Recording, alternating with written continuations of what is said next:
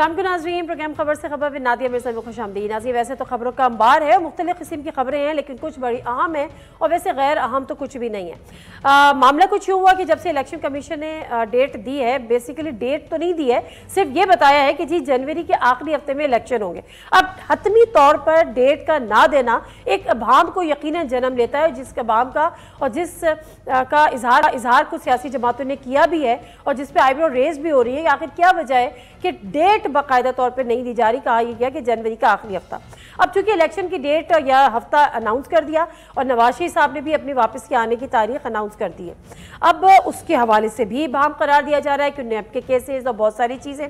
फिर शहबाज शरीफ साहब का अचानक लंदन भागना, वापस जाना, आने के 24-26 घंटे बाद दोबारा से उनकी रवानगी, उस हवाले से भी बड़ी एक स्पेकुलेशन। मरीम नवाज साहिबा की रवानगी, उस हवाले से बड़ी स्पेकुलेशन। तो यानी स्पेकुलेशन का बाजार यहाँ पर गर्म है।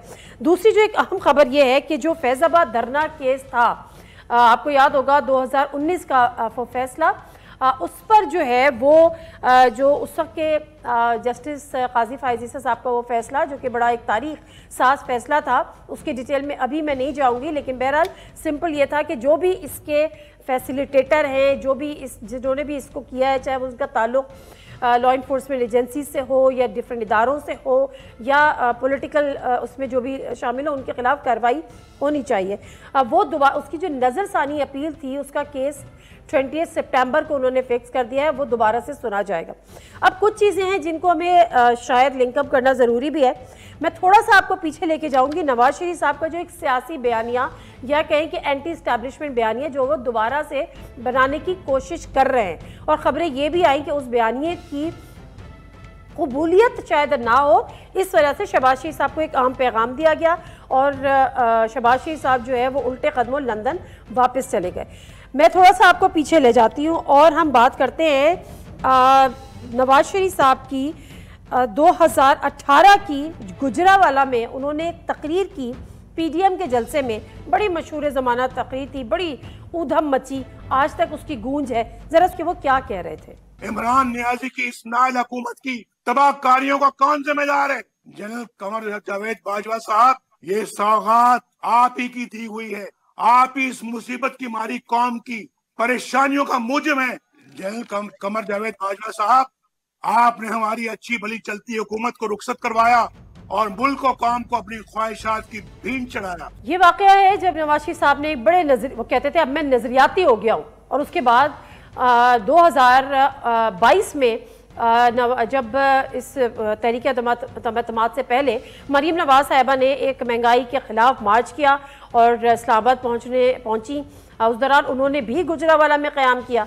उनसे फिर यही सवाल दोहराया गया, उसका जवाब उन्होंने कितना मासूमाना दिया, ये भी देखते हैं। गुजरावाला जलसे में पीडीएम के नवाज शरीफ ने सिटिंग आर्मी चीफ पर इल्जाम लगाया था कि इलेक्शन उन्होंने चुराया है। तो क्या वो आपके पास सबूत है और क्या ये इल्जाम दुरुस्त था? आज भी दुरुस्त है? आप कहते हैं इमरान ने चुराया, लेकिन आपके वालिद कहते हैं वो जनरल बाजवा ने चुराया और उनका नाम भी लिया।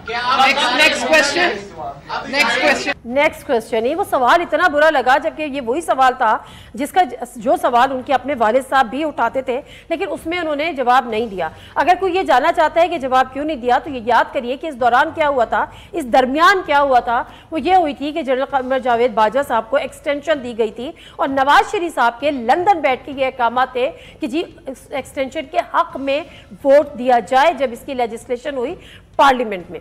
और उसके बाद अब नवाज शरीफ साहब दोबारा से यूके में बैठे हुए हैं और कुछ इत्तलात ऐसे आ रही है कि वो दोबारा से नजरियाती होने की तैयारियां कर रहे हैं। बीच में ये वाला बयानिया बिल्कुल कहीं मट्टी उन्होंने खुद ही पा दी थी, वोट को इज्जत दो, लेकिन अपने ही बयानिए को दोबारा से रिवाइव करने की कोशिश में क्या फरमा रहे थे, अब ये भी सुनते हैं। 4 जज बैठ के तो करोड़ों लोगों के मैंडेट वाले वज़ीर-ए-आज़म को चलता करते हैं, और किसकी वजह कौन पीछे उनके? उसके पीछे जनरल बाजवा और जनरल फैज है। आलाकार कौन है? साकिर निसार है, खोसा है। ये लोग एक करोड़ों अवाम के मैंडेट वाले वज़ीर-ए-आज़म को 1 मिनट में छुट्टी करा के उसको जेलों में डालते हैं। इन लोगों को स्पेयर करना जो है ना, वो बिल्कुल जो वो बड़ा जुल्म होगा। अब मिट्टी पाव वाला मामला नहीं है। अब कोई फैसला कुन मोड़ पे हमें पहुंचना है। 4 साल बाद ख्याल आया है दोबारा से कि मट्टी पाव वाला बयानिया अब नहीं चलेगा, मामला नहीं चलेगा, इनके खिलाफ कार्रवाई होनी चाहिए। और कुछ लोगों का इत्तलात ये है, कहना यह है कि यही बात शहबाज शरीफ साहब को समझा दी गई है कि अब ये बयानिया भी नहीं चलेगा, इसीलिए शहबाज शरीफ साहब उल्टे कदमों लंदन भागे। लेकिन जो मैं बात कर रही थी कि जो एक्सटेंशन का मामला था जनरल बाजवा साहब की और नून लीग ने उसमें वोट दिया था, नवाज शरीफ साहब के वहां से अहकामात आए थे। अब हमें बताया जाता है कि नवाज शरीफ साहब को इसका बड़ा दुख है और उनसे वो बड़ी एक गलती हो गई थी, लेकिन बिल्ली जो है वो बिल आखिर थैले से बाहर आ गई। असल वजह पता चल गई कि नवाज शरीफ साहब ने उस वक्त इस लेजिस्लेशन को यानी उनके हक में यानी एक्सटेंशन जो होनी थी जनरल बाजवा साहब की, उसको वोट देने के लिए क्यों कहा था। ये सवाल किया तलत हुसैन साहब ने राना सनाउल्लाह साहब से, और वो अपने ही गिराते हैं नशेमन पे बिजलियां। तो यहाँ राना सनाउल्लाह साहब खुद नून लीग के बयानिए पर बिजलियां गिरा गए। सवाल भी सुन लें, जवाब भी सुन लें। जनरल बाजवा वही आर्मी चीफ है जिनको आपकी पार्टी ने एक्सटेंशन के ऊपर साइन किए और बाकायदा एहतमाम किया उनको 3 साल मजीद देने का। देखिए, बाज़ फैसले जो हैं वो उस वक्त के तकाज़ों के मुताबिक जो है वो स्ट्रेटजी का हिस्सा होते हैं। ये फैसला जो हमने किया तो उस फैसले के बाद में जो असरात मुरतब हुए तो उनमें हमें अपने हदफ को हासिल करने या वो फितना और वो फसाद जो इस मुल्क पे मुसल्लत था उसको कम करने या उसको फेस करने में हमें मदद मिली। अगर किसी को थोड़ी सी क्लैरिटी दरकार है तो मैं मुख्तसरन बताती चलूं कि 2018 में पीटीआई की हुकूमत आई, 2020 में यह कानून साजी हुई जनरल बाजवा साहब की एक्सटेंशन की, और उस वक्त राना सनाउल्लाह से बता रहे हैं कि हमने इसलिए एक्सटेंशन दी और एक्सटेंशन के हक में वोट दिया क्योंकि आगे जाके पीटीआई की को निकालने के लिए हमें उनकी मदद दरकार थी या उनकी मदद ऑफर की गई थी। तो ये है कहानी, ये है सियासत, ये है हमारा मुल्क, इस तरह चल रहा है हमारा मुल्क। जी नाज़रीन, सलीम आनवी वाला साहब हमारे साथ इस वक्त मौजूद हैं और उनसे बात करेंगे। जी अस्सलाम वालेकुम सलीम आनवी वाला साहब। जी वालेकुम सलाम, क्या हाल है आपके? सर मुझे अल्लाह का शुक्र है बिल्कुल खैरियत से, and thank you for your time. Sir ये बताएगा कि इलेक्शन कमीशन, पीपल्स पार्टी बड़ा कंसर्न शो करी थी 90 डेज में इलेक्शन। अब इलेक्शन कमीशन ने कहा है कि जी जनवरी के लास्ट वीक में इलेक्शन होंगे और डेट अभी भी नहीं दी। आपको लगता है कि अभी भी कोई इबाम है इलेक्शन की तारीख देने में या इलेक्शन कराने के इनेकाद पर? मुझे नहीं लगता, बट ऑब्वियसली जब तक डेट इलेक्शन कमीशन नहीं देती वो डाउट तो रहता है। और मुझे लगता है ये डीलिमिटेशन की जो उन्होंने डेडलाइन दी है उसके बाद I think they will give the date. उन्होंने 30th नवंबर दी है, तो you are expecting date after that, तो after 30th November you are expecting the election date to be announced? जी। उसकी कोई खास वजह, जब डेडलाइन दे दी है 30th नवंबर की? नहीं, वो उन्होंने तो दे दी है ना, बट प्रैक्टिकली तो काम होना है उस पे, और वो काम शायद फर्स्ट वीक ऑफ दिसंबर तक ना हो, तो वो इलेक्शन डेट दे दें and then you know there is a gap in between. तो वो मेरे ख्याल इंश्योर करना चाहते हैं कि वो हो जाए, तो उसके बाद हम डेफिनेट इलेक्शन डेट देते। मतलब पीपल्स पार्टी मुतमईन है, उसको कोई ये नहीं है, परेशान नहीं है, पीपल्स पार्टी मुतमईन है कि इलेक्शन अगर उन्होंने कहा जनवरी के आखिर में हो जाएंगे। देखिए, पीपल्स पार्टी की तो डिमांड है ना कि इलेक्शन डेट दें, तो जब तक इलेक्शन डेट नहीं आएगी तब तक तो मुतमईन नहीं कह सकते आप। वो मतलब they will keep demanding a date for the election. Sir अब आरिफ अलवी साहब जो कि प्रेसिडेंट ऑफ पाकिस्तान, और आप लोगों का मुतालबा था कि 90 दिन में इलेक्शन हो, उन्होंने 6 नवंबर की डेट दे दी थी, आप लोगों को चाहिए था आप उसको सपोर्ट कर लेते। देखें, उन्होंने डेट नहीं दी, उन्होंने इलेक्शन कमीशन को जो लेटर लिखा उसमें उन्होंने he had to appoint you know for the election which he did not. तो वो उनकी date had become irrelevant. It was not actually a date of election that he had given, and there was no clarity in his letter what exactly he had said to the election commission. मगर आप ये समझते हैं कि आरिफ अलवी साहब के पास ये mandate था और उनके पास ये पावर थी कि वो डेट कॉन्स्टिट्यूशनल के वो दे सकते थे और उन्होंने नहीं दी? देखिए, आफ्टर द अमेंडमेंट उनके पास वो पावर नहीं था, और इलेक्शन डेट अनाउंस करने का पावर अब इलेक्शन कमीशन के पास ही है और किसी के पास नहीं। सर वो एक सिंपल लेजिस्लेशन थी और ये जो इलेक्शन देने वाली बात है ये पाकिस्तान का आइन कहता है। देखें, आप हिस्ट्री निकालें, कभी प्रेसिडेंट ऑफ पाकिस्तान ने इलेक्शन की डेट दी है? कभी आप हिस्टोरिकली मुझे बता दें। तो ऐसा कुछ भी नहीं हुआ जो अब कुछ हो रहा है। सर मुझे बताएं, कभी हिस्ट्री में बताएं कि 90 दिन के अंदर इलेक्शन इस तरह से ना हुए हो। कभी हिस्ट्री तो फिर छोड़ देना सर, बड़ा लंबी कहानी हो जाएगी हिस्ट्री वाली। अभी तो हम सारी चीजें कर रहे हैं जो हमने हिस्ट्री में नहीं की थी। वो देखें, वो तो हिस्ट्री में बहुत सारी दूसरी चीजें भी हैं। 11 साल तक डिक्टेटर गवर्नमेंट रही हैं, वो तो मैं उस चीज में नहीं जाना चाहता। मैं तो सिर्फ आपको बता रहा हूँ कि जो लास्ट टाइम अगर आप 2018 के इलेक्शन देखें, वो भी नहीं हो सकते थे ऑन टाइम अगर हम लेजिस्लेशन नहीं करते कि ये 2017 के सेंसस पे हो। तो उसके लिए भी हमने वन टाइम लेजिस्लेशन की। चले ठीक है, मैं इस पे ज्यादा टाइम नहीं लगाना चाह रही। पीपल्स पार्टी कितनी डरी हुई है और कितनी खौफजदा है, क्योंकि अब नैब के केसेस दोबारा से खुल गए हैं। प्रैक्टिस एंड प्रोसीजर बिल की एक हियरिंग हुई, उसके बाद वो पोस्टपोन हो गई till the first week of November and definitely time is too short. तो किस तरह से अब इसको देख रहे हैं, किस तरह से कितनी मुश्किलात में आपकी इजाफा होगा? आपसे मुराद पीपी की देखें पीपल्स पार्टी बड़े बड़े नाम नहीं, वो बड़े बड़े नाम तो मीडिया को बड़े पसंद हैं, but just between you and me I would like to say कि जी कोई पीपल्स पार्टी कोई डरी हुई नहीं है। पीपल्स पार्टी डरने वाली पार्टी नहीं है। आई मीन 11 साल जेल में गुजारे जरदारी साहब ने। प्रेसिडेंट होने के बावजूद वो जब उतरे, उसके बाद फिर वो नैब की कोर्ट में गए। तो पीपल्स पार्टी तो डरने वाली पार्टी नहीं है। ना पीपल्स पार्टी में कोई इस किस्म का एलिमेंट है कि जी वो डरेंगे नैब के केस खुल गए कि नहीं खुल गए। तो I think they are not worried, they will be the last one to worry. तो प्रोसिक्यूशन का फेलियर हुआ ना, ये तो प्रोसिक्यूशन का फेलियर हुआ ना कि 11 साल में भी कुछ साबित ना कर सके। देखें, जब आप गलत केसेस बनाएंगे ना नादिया, तो यही होगा। जब आप फेक केसेस बनाएंगे तो यही होगा। तो आप प्रोसिक्यूशन करते क्यों हैं जब आपको पता है कि आप प्रोसिक्यूट नहीं कर सकते? ये तो आपने लाइफ लॉन्ग सजा दे दी, लाइफ सेंटेंस दे दी विदाउट गेटिंग प्रोसिक्यूटेड। कभी दुनिया में सुना है आपने कि somebody goes through life long sentence without prosecution? Sir मैं सारी चीजें तो माजरत के साथ सर मैं सारी चीज़ें छोड़ देती हूँ। तोशा खाना पे आ जाते हैं। गाड़ियाँ ली, घड़ियाँ ली, हार लिए, पता नहीं क्या क्या लिए। अब तोशा खाना से तो ये तो नहीं है ना, तोशा खाना की तो पूरी पिछले दिनों लिस्ट जारी हो गई। वही तोशा खाना जिसपे पीटीआई के चेयरमैन को भी उस पर सज़ा हुई। तो ये सज़ा तो फिर अब इससे तो पीछे नहीं हट सकते, ये तो रिकॉर्ड का हिस्सा है। देखिए, तोशे खाने से चीज़ें लेने पे सज़ा नहीं हुई है उनको। आप मेरे ख्याल यू हैव नॉट सीन के रीजन क्या है उनको सजा मिलने की। तोशे खाने से चीजें लेना तो परफेक्टली लीगल है, उसमें तो कोई खराबी नहीं है। नहीं सर, खराबी तो फिर घड़ी बेचने में भी नहीं है ना, किसी को सजा हुई नहीं। मोरली इनकरेक्ट हो सकता है। नहीं, खराबी तो ये हुई, खराबी मैं आपको बताता हूँ कहाँ हुई कि तोशे खाने में। मैं आपको प्रोसीजर बताता हूँ।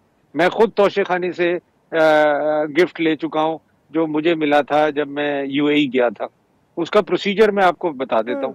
तोशे खाने से गिफ्ट आपको नहीं मिलता, वो मिलता है स्टेट को। जब आप वापस आते हैं उस विजिट से, तो तोशा खाना आपको एक लेटर लिखता है और कहता है कि जी ये आपको गिफ्ट मिला है। पता है, मैं गाड़ियों की बात कर रही हूँ जिस जमाने में गाड़ियां ली गई और नवाज शरीफ साहब को दी गई।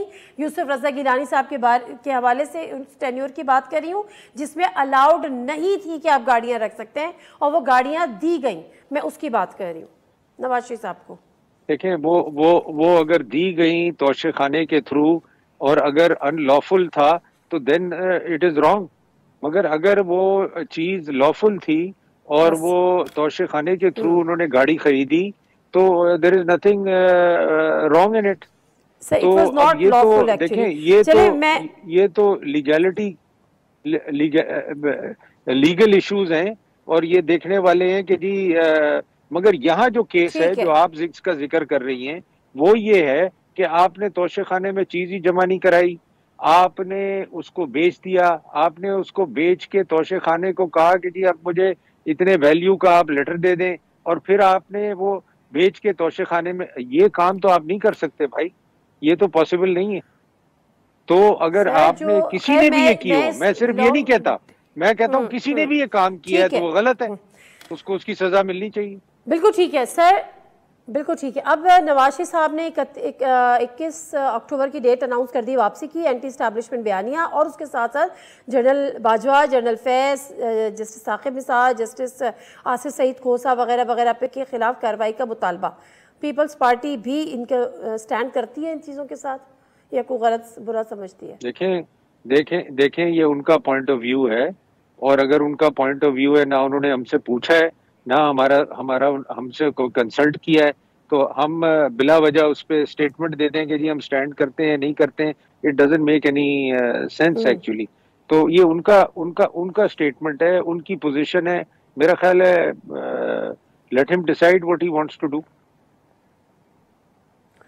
ठीक है।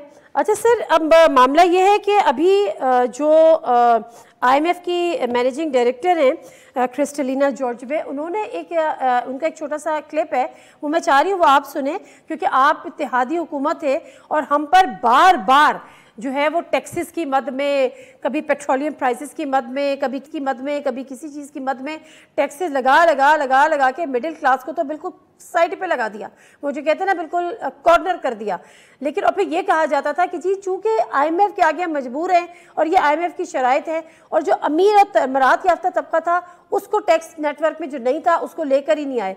अभी वो आज क्या कह रही थी या कल, जरा सुनते हैं। What we are asking in our program is please collect more taxes from the wealthy and please protect the poor people of Pakistan. I do believe that this is in line with what people in Pakistan would like to see for the country. Salim Mandviwalla साहब, कैसा लगता है कि IMF की जो managing director हैं वो पाकिस्तान के गरीब लोगों का ख्याल कर रही हैं, वो कह रही हैं कि अमीरों पे टैक्स लगाएं, ये हमारा मुतालबा है, पाकिस्तान के गरीब लोगों को तहफ़्फ़ुज़ फराम करें। लेकिन हमारी जो हुकूमत जो पिछले 16 माह रही, उसने इसका बिल्कुल उलट किया, उसने अमीरों के तहफ़्फ़ुज़ का ख्याल किया और गरीबों पर टैक्स लगाती चली गई। कैसे बरियत जमा होंगे और कैसे आप आवाम में जाएंगे? नादिया, एक तो मैं आपको चीज बताऊं कि जो अमीर टैक्स पेयर है ना पाकिस्तान के, उन पे तो सुपर टैक्स लगा दिया गया है। वो जो बात कर रही है ना IMF की MD, वो ये बात नहीं कर रही कि जो टैक्स पेयर्स हैं आपके मुल्क में, वो बात कर रही हैं जो आपके यहाँ अमीर लोग हैं जो टैक्स पेयर्स ही नहीं है, जिसको हम भी रोते रहते हैं और हम भी उस इशू को उठाते रहते हैं ना। Exactly, this is what I'm saying कि बजाय टैक्स नेटवर्क को बढ़ाने के जो तब ये तो मैं आपको बताना चाह रहा हूँ, this is the biggest challenge. और ये मुझे याद है 2009 से हमने ये मुहिम शुरू की हुई थी कि किसी तरीके से जो नॉन टैक्स पेयर हैं उसकी प्रोफाइलिंग भी हुई, उसका सारा कुछ हुआ। 3-4 मिलियन टैक्स पेयर्स भी नादरा डेटाबेस से निकाले गए, जो कि ट्रैवल करते हैं, जो कि प्रॉपर्टी ओन करते हैं, जो कि इमूवेबल प्रॉपर्टी ओन करते हैं, और they don't pay a single tax in this country. तो ये बहुत बड़ा चैलेंज है पाकिस्तान के लिए, और ये हर गवर्नमेंट क्यों नहीं सर 16 माह कोशिश करती है। जी 16 माह में क्यों ना कर सके? नहीं, 16 माह की बात नहीं है, पिछले 4 साल में क्यों नहीं कर सके, उससे 5 साल में क्यों नहीं कर सके, उससे 5 साल में क्यों नहीं कर सके। तो there is something seriously wrong somewhere कि ये लोग पाकिस्तान में रहते हैं, पाकिस्तान में हर चीज एंजॉय करते हैं और पाकिस्तान में एक ढेला टैक्स नहीं देते, और ऐसे मिलियंस ऑफ लोग हैं नादिया, 1 लाख आदमी नहीं है, मिलियंस ऑफ लोग हैं। तो ये एक बहुत सीरियस चैलेंज है और बहुत बड़ा चैलेंज है, और IMF की जो ये कह रही है चेयरमैन, वो सही कह रही है।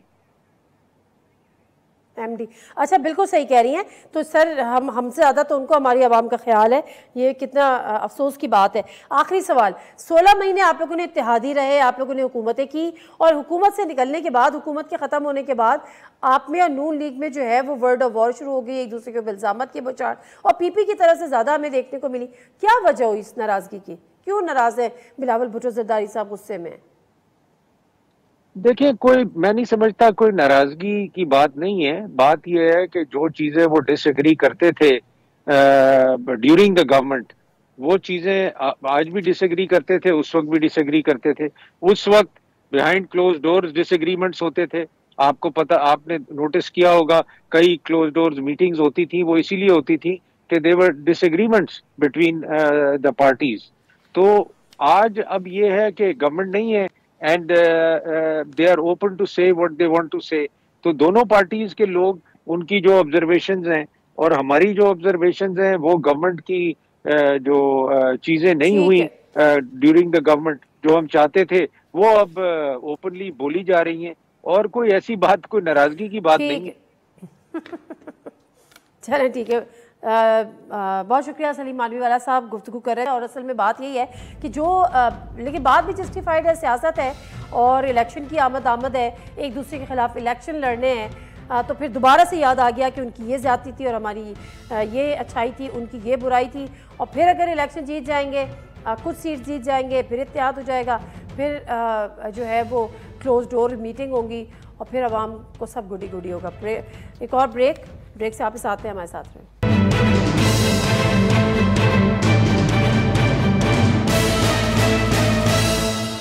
जी प्रोग्राम एक दफ़ा फिर आपको खुशामदीद कहते हैं। मुस्तफ़ा नवाज़ खोखर साहब हमारे साथ मौजूद हैं। अस्सलाम वालेकुम जी मुस्तफ़ा नवाज़ खोखर साहब। जी वालेकुम सलाम।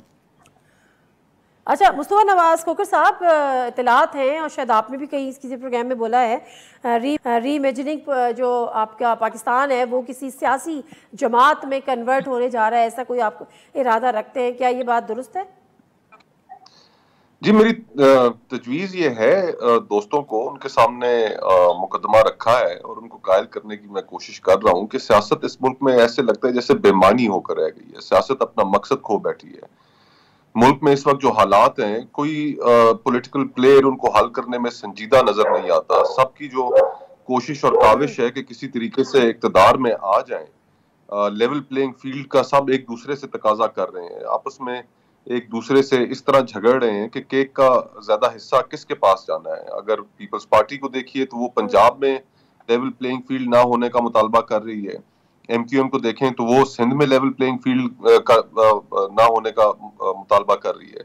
तो ये, और फिर लोगों के इश्यूज देखें, आप खुद बताइए कि पिछले इन 3 सालों में क्या कोई ऐसी सियासी जमात है जो इस मुल्क में इक़्तिदार में ना रही हो? PTI इक़्तिदार में रही, पीपल्स पार्टी इक़्तिदार में रही, मुस्लिम लीग नून इक़्तिदार में रही, JUI इक़्तिदार में रही, MQM इक़्तिदार में रही, ANP इक़्तिदार में रही, नेम अ पार्टी, और वो सारे इक़्तिदार में रहे। उनके अपने मसाइल तो खत्म हुए, लेकिन क्या लोगों के मसाइल खत्म हुए? तो हम, और फिर जिस नहज पे मुल्क खड़ा है, किसी अंधे को भी नजर आ रहा है कि इस वक्त हमें एक बहुत बड़ी रेडिकल सर्जरी की जरूरत है, हमें सीरियस रिफॉर्म्स की जरूरत है, और हम रिफॉर्म्स की जानिब जा ही नहीं पा रहे, हम सियासी झगड़ों से बाहर ही नहीं निकल पा रहे। तो ये सारी चीजें एक बहुत बड़े तबके को सियासत से बेजार भी कर रही हैं और एक गुंजाइश भी पैदा कर रही हैं। तो ये मेरा मुकदमा है दोस्तों के सामने। अब देखते हैं if I'm able to convince him or convince them or not। ये दोस्त कौन से हैं? ये दोस्तों का ताल्लुक कहाँ से है? पिंडी से है कि इस्लामाबाद से है? दोस्त तो देखें, अगर आपकी मुराद पिंडी वालों से है तो ना उनकी कोई हिमायत चाहिए। उनका तो बहुत बड़ा एक किरदार रहा है कि जिस तरीके से पाकिस्तान की सियासत आज जिस नहज पे पहुंची है, इसमें हर किसी का एक हिस्सा है, लेकिन उनका एक बड़ा हिस्सा है। और उस हिस्सा होने की वजह से हम क्या, अब पाकिस्तान को हमने कहाँ लेकर जाना है? हमें कभी बैठकर आपस में ये भी तो सोचना है कि यार नेबरिंग कंट्रीज अपनी देखें। आपका अब कंपैरिजन अनफॉर्चुनेटली बहुत अफगानिस्तान के साथ किया जा रहा है। कल परसों ADB की रिपोर्ट आई और उस रिपोर्ट के अंदर साउथ एशिया के 25 ममालिक को उन्होंने उनकी इकोनॉमीज को इवेल्युएट किया और पाकिस्तान बॉटम 5 में था। और वहां पर पाकिस्तान में सबसे कम ग्रोथ रहेगी पूरे जनूबी एशिया में, और पाकिस्तान में सबसे ज्यादा इन्फ्लेशन रहेगी जनूबी एशिया में, तकरीबन 25% की हद तक। तो हम इस मुल्क को और 25 करोड़ लोगों को लेके कहां जाना चाह रहे हैं? हमें कभी तो बैठकर रिफॉर्म्स के बारे में सोचना है, कभी तो बैठकर हमें ये सोचना है कि हमने इन मसाइल का हल कैसे करना है, क्या निकालना है हमने मसाइल का हल। कोई डिबेट नहीं है, कोई गुफ्तगू नहीं है। सियासी जमातों को आप देखें, वो मेरे ख्याल में सियासी कबीलों में तब्दील हो चुके हैं कि जो कबीले का सरदार है या बड़ा है, वो जो फैसला करता है वो नाफिजुल अमल समझा जाता है कि तमाम पार्टी के ऊपर नाफिज कर दिया गया है। किसी के राय नहीं ली जाती। कोई सॉरी, हाँ, सॉरी टू इंटरवीन यू। आप लोगों ने बड़े बड़े सेमिनार्स किए, बड़े बड़े प्रोग्राम्स किए री इमेजिनिंग पाकिस्तान के अंडर द अम्ब्रेला ऑफ री इमेजिनिंग पाकिस्तान, बट आप लोगों ने ये कोशिश क्यों नहीं की? आप लोगों ने कोई डायलॉग्स कर लेते, कुछ स्टेक होल्डर्स को बिठा लेते, कोई जो पॉलिटिकल पार्टीज़ हैं जैसी भी हैं, गुजारा तो इन्हीं के साथ करना है, रियलिटी इज़ उनको इंगेज करते, जो जिन रिफॉर्म्स का आप जिक्र कर रहे हैं, या आप समझते हैं कि ये बिल्कुल लाहासिल एक चीज़ थी?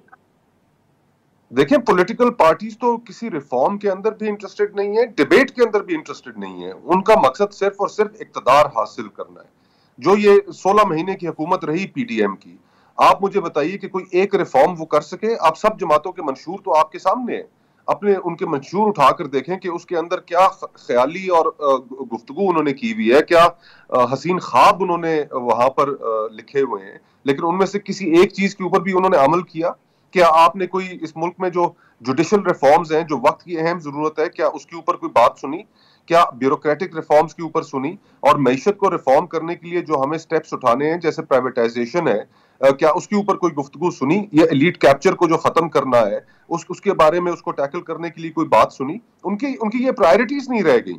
उनकी प्रायोरिटीज अनफॉर्चुनेटली ये रह गई हैं कि हम सिर्फ हुकूमत करें, इक़्तिदार हासिल करें, और इक़्तिदार के साथ जो पर्क्स आते हैं अपने मुखालफीन को विक्टिमाइज करें, और अगर थोड़ा बहुत कहीं आपने अपनी कमर सीधी कर ली तो बस ये सियासत का मकसद बन के रह गया। तो इसी वजह से तो मैं कह रहा हूँ कि सियासत से कि बहुत बड़ा तबका सियासत से बेजार भी हो चुका है। बिल्कुल सही कह रहे हैं आप, बिल्कुल सही कह रहे हैं, टोटली अग्री। तो आप इतने ही मायूस पाकिस्तान तहरीक इंसाफ से भी है जितनी आप इन इत्तेहादी हुकूमत से थे जो पिछले 16 माह रही है, या उससे कुछ उम्मीद है आपको? सीखा उसने अगर कुछ? देखिए, पाकिस्तान तहरीक इंसाफ को इस वक्त हम उसकी परफॉर्मेंस के ऊपर जज ही नहीं कर रहे। पाकिस्तान तहरीक इंसाफ का जो टाइम इन ऑफिस था, इमरान खान साहब ने जो रिफॉर्म्स के वादे किए थे वो पूरे नहीं कर सके। उन्होंने जो वादे किए थे कि मैं 1 करोड़ नौकरी दूंगा, 50 लाख घर बनाऊंगा, IMF से कर्जा लेने की बजाय खुदकुशी को तरजीह दूंगा, ये सारी चीजें डिस्कोर्स का हिस्सा ही नहीं है। डिस्कोर्स का हिस्सा इस वक्त विक्टिमाइजेशन है, डिस्कोर्स का हिस्सा इस वक्त हमदर्दी है। तो हम सियासत को इतना उलझाव का हमने शिकार कर दिया है, इतनी पोलराइज हमने कर दिया है कि जहां पर सियासत का मकसद और उसका जो पैमाना है वो सिर्फ इतना होना चाहिए कि आपके जिम्मे जो काम था, आम लोगों में क्या आप खुशहाली लेकर आ सके, क्या लोगों के अंदर इंसाफ के जो इदारे हैं उनको बेहतर कर सके, तो उसके ऊपर तो गुफ्तगू ही नहीं हो रही। अगर उसके ऊपर आप जाएं तो PTI नाकाम हुई है उन चीजों में, उन रिफॉर्म्स को लेकर आने में नाकाम हुई है। लेकिन आज जो गुफ्तगू का जो मेयार है, क्या ही सर, तो फिर क्या ही अच्छा होता कि हम इतनी मैच्योर, हमारे यहाँ की डेमोक्रेसी हो, सिस्टम हो, हमारा पार्लियामेंट्री सिस्टम हो, कि हम गवर्नेंस बेस्ड जो है वो जजमेंट हमारी हो नेक्स्ट इलेक्शन के लिए, बजाय इसके कि हर कोई बाहर निकले या हर किसी को हर दफ़ा बाहर निकाल दिया जाए और फिर वो विक्टिम कार्ड प्ले करे।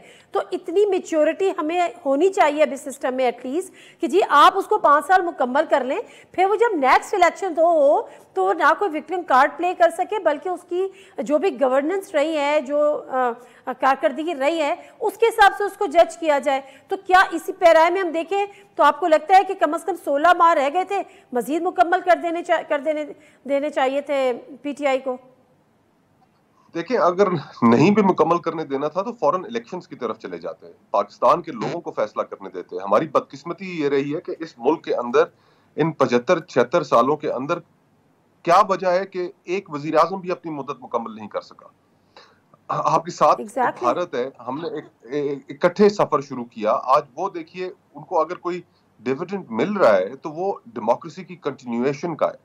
हमारे यहाँ हर किसी को आप निकाल देते हैं, चलने नहीं देते, फिर कोई आकर खिलाई मखलूक कहता है, कोई मुन्ने का अब्बा कहता है, कोई आकर कहता है कि मीर जाफर और मीर सादक और विक्टिम कार्ड। तो जब तक सियासत इससे बाहर नहीं निकलेगी तो इश्यूज की तरफ कैसे आएगी? तो हम सबको मैच्योरिटी दिखाने की जरूरत है। अब काजी फाइज ईसा साहब चीफ जस्टिस बने, मैं समझता हूं उन्होंने बहुत अच्छी इब्तदा की इस सेंस में कि उन्होंने अपने इदारे की गलतियों को तस्लीम किया। उन्होंने भुट्टो का जो अदालती कत्ल था उसको उन्होंने तस्लीम किया कि अदालत ने ये गलत किया। उन्होंने जो डिक्टेटर्स को आइन के अंदर तरमीम करना, उनको हुकूमत के ऊपर ठप्पा लगाना, उसको उन्होंने गलत करार दिया। हत्ता कि उन्होंने अपने साबका चीफ जस्टिस इफ्तिखार चौधरी साहब का जो एक फैसला था रिकोडिक के मामले में, उन्होंने उसको भी गलत ठहराया। तो जब तक हम अपनी गलतियों का एतराफ नहीं करेंगे तो तस्हीह का अमल तो शुरू नहीं हो सकता। और ये मेरे ख्याल से उनका जो स्पिरिट था जिसका उन्होंने इजहार किया, ये स्पिरिट सिर्फ यहीं पर रुक कर खत्म नहीं होना चाहिए। सियासी पार्टियों को भी अपनी गलतियों का इदराक करना चाहिए, हमारी एस्टेब्लिशमेंट को अपनी गलतियों का इदराक करना चाहिए, तभी हम एक नए सफर का आगाज कर सकेंगे।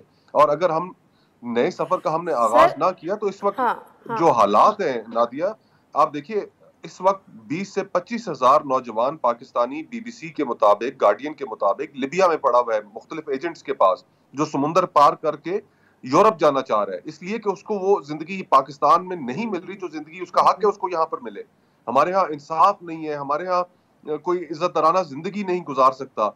आप लोग इस वक्त बिल दें बिजली का, खाने का खर्चा पूरा करें, घर का किचन चलाएं, वालदैन की दवाइयां लें, ट्रांसपोर्ट का खर्चा बर्दाश्त करें, लोग क्या क्या करें, उनकी जिंदगी नहीं गुजर पा रही। और हमारी जो सारी अशराफिया है उसके अंदर पॉलिटिकल एलीट शामिल है, मिलिट्री एलीट शामिल है, जुडिशियल एलीट शामिल है, हम सारे आपस में इक़्तिदार की रस्साकशी में ऐसे उलझे हुए हैं कि उस खल्क़े खुदा की तरफ हमारी तवज्जो ही नहीं है। मुख्तसर सा ब्रेक, वापस आते हैं, हमारे साथ रहिए।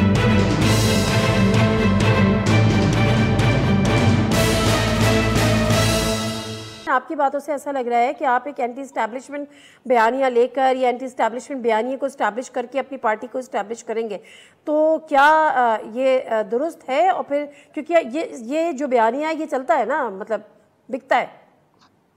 देखें, किसी एंटी इस्टेब्लिशमेंट बयानिया की जरूरत नहीं, आपको प्रो पाकिस्तान बयानिया की जरूरत है, प्रो पीपल बयानिया की जरूरत है कि अब हमने इस अवाम के जमे गफीर को 25 करोड़ हम आज हैं, हम 10 साल बाद 35 करोड़ पर खड़े होंगे, तो हमने आखिर इनको डिलीवर भी करना है या नहीं करना है, इनके बच्चों का भी कोई हक है या नहीं है।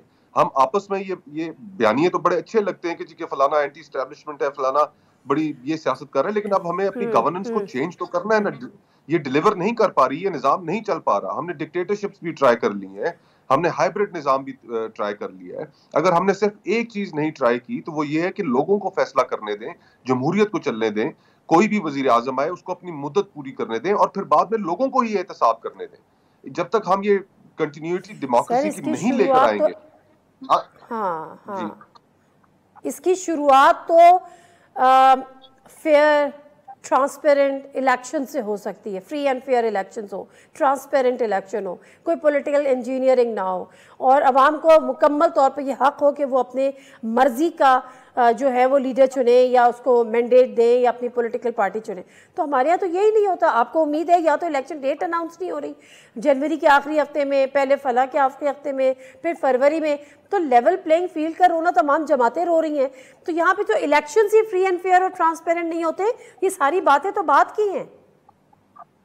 इसलिए फ्री एंड फेयर नहीं होते नादिया कि उसके अंदर हमारे जो सियासी जमातें हैं वो शामिल जुर्म होती हैं।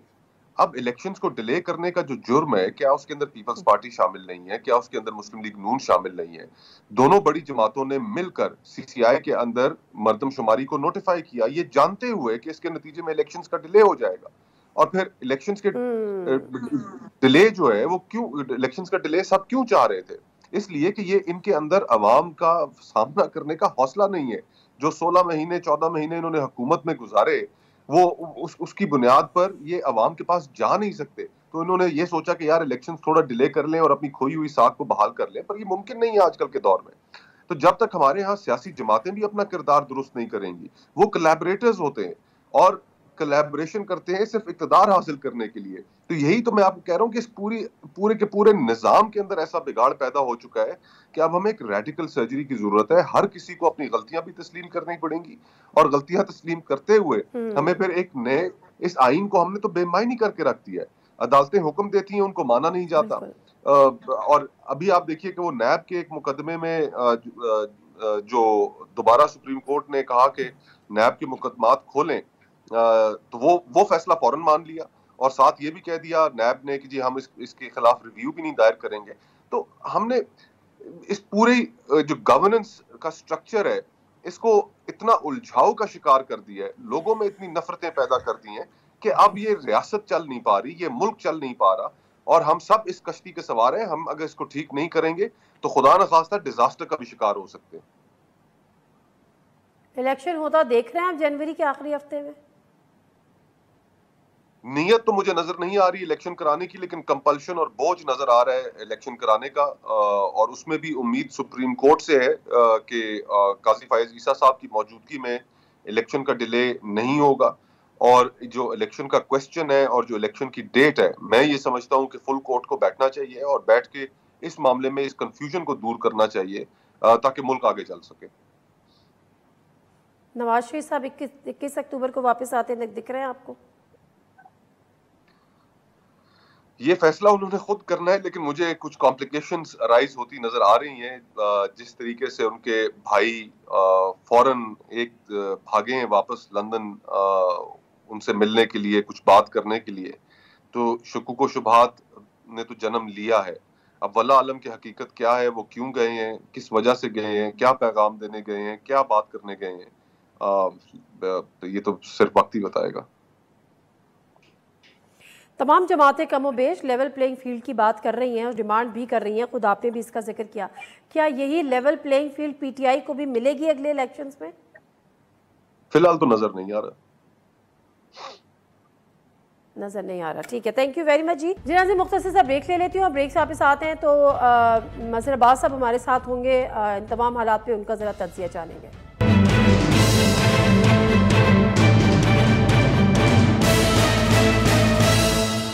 नाज़रीन प्रोग्राम में एक दफ़ा फिर आपको खुशामदीद कहते हैं और इस वक्त senior political analyst Mazhar Abbas साहब हमारे साथ हैं, उनसे उनका तज़्ज़िया जानेंगे। मज़हर अब्बास साहब फरमाइएगा कि नवाज शरीफ साहब जो कि यूके में हैं, वापसी की उन्होंने डेट का भी अनाउंस कर दिया है और एंटी इस्टेब्लिशमेंट बयानिया एक दफ़ा फिर दोहराया है। कुछ कैरेक्टर्स के, कुछ शख्सियात के, किरदारों के नाम भी लिए हैं और उन पर कार्रवाई का मुतालबा भी किया है।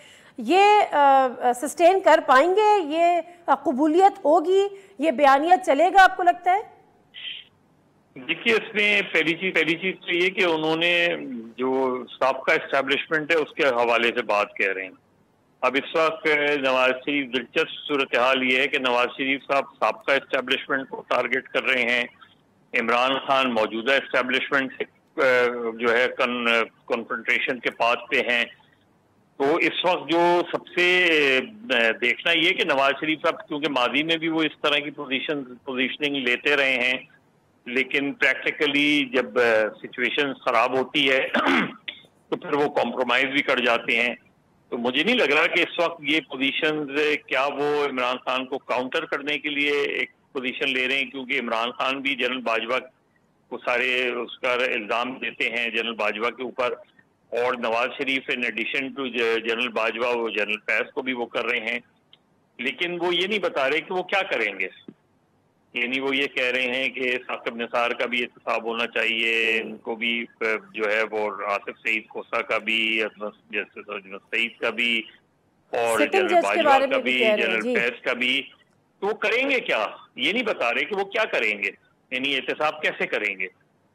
जरा बताएं ना कि वो किस तरह क्या करेंगे, वो क्या ट्रायल करेंगे, इनके ट्रायल करेंगे, और ट्रायल करेंगे तो कैसे करेंगे, ये सारी चीजें। उससे बेहतर ये है कि वो उनको चाहिए कि वो एक पॉलिटिकल प्रोग्राम दें कि वो आएंगे तो वो असेंबली के थ्रू क्या लेजिस्लेशन करेंगे, कौन सी ऐसी चीजें करेंगे, इंस्टीट्यूशंस कैसे वो करेंगे। क्या पाकिस्तान इस वक्त इकोनॉमिकली इस पोजीशन में है कि वो इस बयानिए के साथ जाए, जिस बयानिए में वो, जहां आपकी बिल्कुल इकोनॉमिक कोलैप्स के करीब हैं आप, वहां आप ये बातें कर रहे हैं जो माजी में चीजें हुई हैं। या तो ये कि आप बनाएं, कोई कमीशन बनाएं, वो पिछले 4-5 सालों में जो कुछ हुआ वो कमीशन फैसला करे कि कौन इसका जिम्मेदार था। लेकिन मज़हर अब्बास साहब, माजी का तजुर्बा जो मुशर्रफ साहब वाला उन्होंने किया था, रेफरेंस दायर किया था, वो कोई इतना खुशगवार तो नहीं था। और यही तो नादिया में बात कह रहा हूँ कि उन्हें माजी से सबक सीखना चाहिए। क्या उनसे क्या वो किसी अंडरस्टैंडिंग के तहत ये बात कह रहे हैं? अगर ये ऑन इज ओन बात कह रहे हैं तो वो क्या इस पोजीशन में है कि कोई ऐसी चीज कर सकें? कि पहली चीज तो ये कि क्या वो इलेक्शन जीतने की पोजीशन में है? अगर पीटीआई को मौका मिलता है, पीटीआई को भी लेवल प्लेइंग फील्ड मिलती है, तो क्या नवाज शरीफ साहब इस पोजीशन में हैं?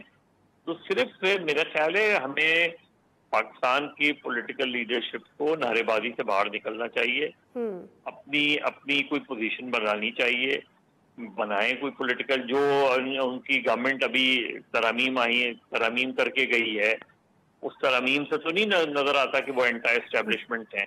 ठीक है, उन तरमीम से तो ये चीजें नजर नहीं आती हैं, तो बिल्कुल उसकी कॉन्ट्रडिक्शन नजर आ रही।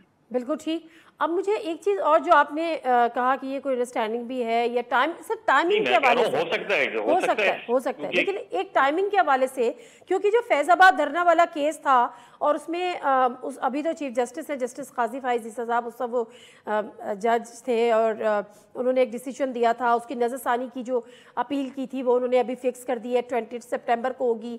और यकीनन आपके इल्म में भी है कि उसका जो फैसला था, तो जो कैरेक्टर्स हमारे इदारों से या इधर से जो भी इसमें इन्वॉल्व थे, पॉलिटिकल इंजीनियरिंग कह लें या धरने के फैसिलिटेटर कह लें, उनके खिलाफ कार्रवाई का अंदिया दिया था। वहाँ पे नज़रसानी की अपील उन्हीं शख्सियात के, और ऑल दो देखा जाए तो नवाज शरीफ साहब भी उन्हीं शख्सियात के हवाले से कार्रवाई की मुतालबा कर रहे हैं। तो ये टाइमिंग्स को आप भी किस तरह से कोइंसिडेंस है, क्या है? नहीं, को खैर कोइंसिडेंट हो भी सकता है, चीजें कोइंसाइड कर जाती हैं। मुझे ये तो नहीं लगता कि ये चीजें ये कोई कैलकुलेटेड वो है, और अगर कैलकुलेटेड है तो इसका मतलब ये है कि शायद क्या इसमें क्वेश्चन, बड़ा कोई सवाल ये है कि क्या मौजूदा इस्टेब्लिशमेंट भी इस चीज के हक में है कि साबका इस्टेब्लिशमेंट को अकाउंटेबल किया जाए जो कुछ चीजें हुई हैं? इससे तो फिर ये सवाल जन्म लेता है, क्योंकि नवाज शरीफ साहब बहरहाल इस चीज के कवि जो है वो है कि नवाज शरीफ साहब एक अंडरस्टैंडिंग से ही वापस आ रहे हैं, उनके केसेस में उनको रिलीफ मिलने जा रहा है, वो 21 अक्टूबर को आएंगे, इलेक्शन की डेट उनकी वजह से इलेक्शन जो है वो जनवरी तक हो रहा है। तो अगर ये सारी चीजें एक अंडरस्टैंडिंग की बिना पे हो रही हैं, तो फिर क्या मौजूदा इस्टेब्लिशमेंट जो है उसको इस चीज पर एतराज नहीं है कि अगर फॉर्मर आर्मी चीफ का जो है अगर एहतसाब होता है तो होना चाहिए उनका एहतसाब, फॉर्मर चीफ जस्टिस का एहतसाब होता है तो होना चाहिए उनका एहतसाब। फिर तो ये सवाल उठेगा ना कि नवाज शरीफ साहब कोई इतनी स्ट्रॉन्ग पोजीशन में तो नहीं खड़े हुए सर कि वो हाँ। लेकिन दूसरी तरफ आप देखें ना कि शहबाज शरीफ साहब आते हैं और फिर वापस जाते हैं। मरीम नवाज साहिबा एक तरह तो उनके इस्तेमाल की तैयारियां कर रही हैं, फिर रातों रात वो भी लंदन चली आती हैं। अब यहाँ पर ये स्पेकुलेशंस भी हैं कि जी कोई ख़ास मैसेज लेकर गए हैं, ये जो एंटी इस्टेब्लिशमेंट जो नैरेटिव दोबारा से बिल्ड करने की या अडॉप्ट करने की नवाज शरीफ साहब ने कोशिश की है, तो उससे बाज रखने के लिए शहबाज शरीफ साहब को कोई पैगाम दे के भेजा गया है। एन मुमकिन है ऐसा ही हो, ये हमें 1-2 हफ्ते में पता चल जाएगा कि बात ये कॉन्स्टेंटली यही पोजीशन लेते हैं, या हमें ये देखने को मिलेगा कि आहिस्ता आहिस्ता नाम लेने छोड़ देंगे, वो आहिस्ता आहिस्ता जो है वो नेम ड्रॉपिंग खत्म हो जाएगी। तो हमें अगले चंद दिनों में या 1-1.5 हफ्ते में हमें पता चल जाएगा कि जो शहबाज शरीफ साहब को भेजा गया है तो क्या इस मैसेज से भेजा गया है, और अभी भी जो आज मीटिंग होगी उसका सेकंड राउंड होगा, उसमें हमें पता चल जाएगा कि उसके बाद क्या पोजीशन होते हैं। क्योंकि बहरहाल उन्होंने ये रिपीटेडली अभी वो बातें की हैं, पिछले 1 हफ्ते में दूसरी मरतबा उन्होंने ये बात की है जो आज की है। तो ये अगर ये मैसेज गया है तो फिर तो वो पोजीशन तब्दील करेंगे, और अगर इससे कोई बरक्स मैसेज गया है तो वो उनकी लाइन जो है वो और हार्श हो जाएगी और हार्ड हो जाएगी। तो मेरा ख्याल है, मुझे नहीं लगता कि इस वक्त एस्टेब्लिशमेंट ये चाहेगी कि इमरान खान भी एंटी एस्टेब्लिशमेंट पोजीशन लें और नवाज शरीफ भी एंटी एस्टेब्लिशमेंट पोजीशन लें, और तो उससे क्योंकि उससे तो सबसे ज्यादा नुकसान खुद एस्टेब्लिशमेंट को होगा। बिल्कुल ठीक है। तो ये मुझे लगता नहीं है नवाज शरीफ साहब ने मुझे तो बहरहाल अभी तो ये लग रहा है कि शायद माजी से उन्होंने सबक नहीं सीखा। ठीक है, मुझे एक और बात बताएगा मजहर अब्बास साहब, क्योंकि चेयरमैन पीटीआई के लिए कहा जाता था कि उनकी मकबूलियत तो है लेकिन कबूलियत नहीं है। अब ये कबूलियत और मकबूलियत अगर मैं आपसे पूछूं नवाज शरीफ साहब के कॉन्टेक्स्ट में, तो एक है, दोनों नहीं है, किस तरह से देखते हैं? देखिए, मकबूलियत तो उनकी अभी टेस्ट है, क्योंकि माजी के मुकाबले में माजी में भले आप उसे प्रोजेक्ट इमरान खान कह दें, कुछ भी कह लें, माजी में 2018 के इलेक्शन में चीज़ों को मैनेज किया गया, इसमें कोई दो राय नहीं है। हुकूमत इत्तेहादियों के जरिए बनवाई गई, इसमें भी कोई दो राय नहीं है। लेकिन 2022 के बाद जो पॉपुलैरिटी का ग्राफ इमरान खान का ऊपर गया है, वो तो मैनेज नहीं है। वो तो जो पिछली हुकूमत थी शहबाज शरीफ साहब की, उनकी पॉलिसियों की वजह से वो ग्राफ ऊपर गया है। तो क्या उस पोजीशन पे वो खड़े इस वक्त जो है, इस वक्त तो जेन्युइनली आज से 2018 में कराची के इलेक्शंस में एमक्यूएम की सीटें पीटीआई को देने का जो बयानिया है और जो बातें की जाती हैं उसमें काफी हद तक सदाकत है। लेकिन आज अगर पीटीआई को ओपन फ्री हैंड मिले तो जेन्युइनली भी पीटीआई इलेक्शन जीत सकती है। तो ये जो चीजें हैं, ये इसको नजरअंदाज नहीं किया जा सकता। तो नवाज शरीफ साहब को सबसे पहले तो अपनी पॉपुलैरिटी का टेस्ट होगा जब वो वापस आएंगे कि मीनार पाकिस्तान पे कितना बड़ा वो जलसा करते हैं, कितना चार्ज एटमॉस्फेयर होता है। उन्होंने ज़ाहिर जुलूस निकालने से मना किया, लेकिन देखते हैं मीनार पाकिस्तान का सीन कैसा होगा। फिर उसके बाद जो वो कैंपेन करेंगे तो वो उसमें कितना लोगों का इन्वॉल्वमेंट होगा। तो नवाज शरीफ साहब पहले अपनी पॉपुलैरिटी को टेस्ट करें, उसके बाद मेरा सारी चीजें देखने को मिलेंगी। ठीक है, बहुत शुक्रिया मजहर अब्बास साहब आपके और आपके टाइम का। मजहर अब्बास साहब से बात हो रही थी और ख़ासतौर पे नवाज शरीफ साहब की वापसी के हवाले से, उनके अब दोबारा से एक एंटी स्टैब्लिशमेंट बयानी के हवाले से और उनकी मकबूलियत या कबूलियत के हवाले से। तो उन्होंने कहा था एक बहुत बड़ा टेस्ट होगा कि नवाज शरीफ साहब वापस आते हैं तो देखना ये है कि कितने लोगों को बाहर निकाल पाते हैं, कितने लोगों को वो जलसे में ला पाते हैं। और उसके बाद वज़ीर आज़म चौथी दफ़ा बनना तो बात की बात है, पहले आएँ इलेक्शन तो कॉन्टेस्ट करें और फिर देखते हैं कि क्या होता है। प्रोग्राम से दीजिए नादिम मिर्ज़ा को इजाज़त। अल्लाह हाफ़िज़।